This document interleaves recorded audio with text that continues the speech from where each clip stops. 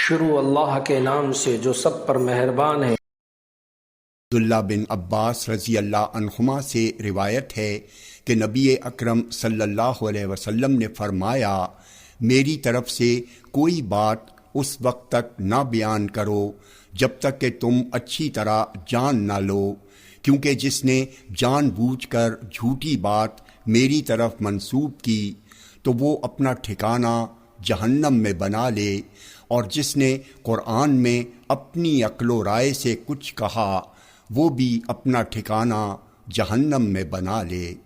جامع ترمذی حدیث نمبر 2951۔ اللہ بن عباس رضی اللہ عنہما کہتے ہیں کہ رسول اللہ صلی اللہ علیہ وسلم نے فرمایا، جس نے بغیر علم کے یعنی بغیر سمجھے بوجھے قرآن کی تفسیر کی تو وہ اپنا ٹھکانہ جہنم میں بنا لے۔ جامع ترمذی حدیث نمبر 2950۔ اللہ تعالی ہمیں ان احادیث مبارکہ پر عمل کرنے اور اپنی زندگیوں کو سنوارنے کی توفیق عطا فرمائے۔